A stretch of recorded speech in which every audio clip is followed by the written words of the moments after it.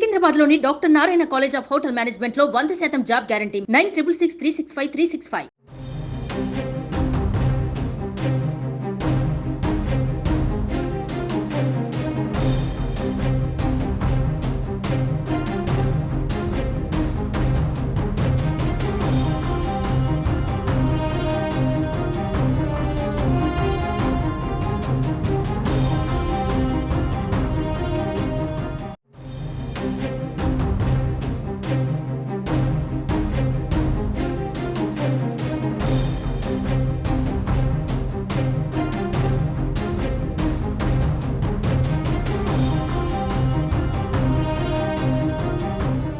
ఆంధ్రప్రదేశ్లో పోలింగ్ నేపథ్యంలో చోటు చేసుకున్న హింసాత్మక ఘటనలపైన సిట్ తన నివేదికను ఏపీ డీజీపీ హరీష్ కుమార్ గుప్తాకు అందజేసింది. అనంతపురం, తిరుపతి, పల్నాడు జిల్లాలలో హింసాత్మక ఘటనలపైన దర్యాప్తు చేసి నివేదికను డీజీపీకి అందజేశారు సిట్ చీఫ్ వినీత్ బ్రిజ్లాల్. ఎన్నికల అల్లర్లలో 85 మంది నిందితులపైన హిస్టరీ షీట్ తెరిచామని వెల్లడించారు. ముగ్గురిపైన పీడీ యాక్ట్, మరో 2కి బహిష్కరణకు సిఫారసు చేశామని తెలిపారు.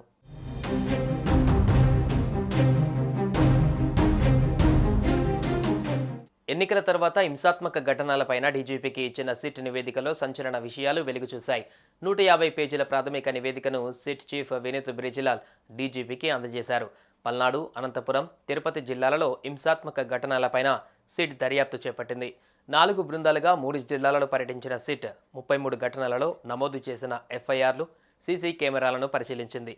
ఈ అల్లర్లలో 1370 మంది నిందితులకు 124 మందిని పోలీసులు అరెస్టు చేశారు. ఇందులో 639 మంది నిందితులను ఇంకా గుర్తించవలసి ఉందని సిట్ పేర్కొంది.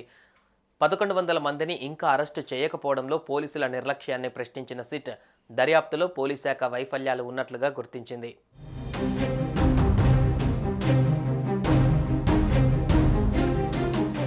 రాళ్ల దాడిని తీవ్రంగా పరిగణించిన సిట్ 2 గ్రూపుల మధ్య రాళ్ల దాడులు మరణాలకి కారణమయ్యాయని పేర్కొంది.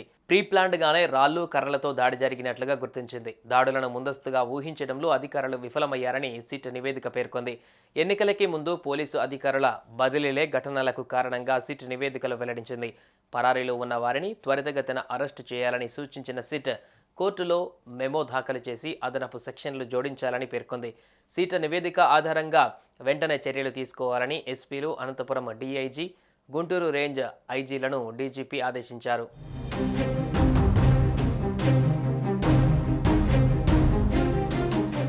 మరోవైపు సిట్ నివేదికకు ఎలక్షన్ కమిషన్కు పంపిన వేళ సిఎస్ జవహర్ రెడ్డితో డీజీపీ హరీష్ కుమార్ గుప్తా భేటీ అయ్యారు.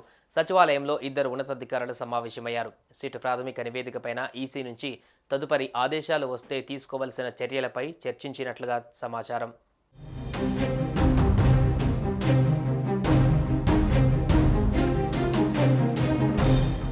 సుమన్ టీవీలో మీ పర్సనల్ అండ్ బిజినెస్ ప్రమోషన్స్ కోసం కింది నెంబర్కి కాంటాక్ట్ చేయండి.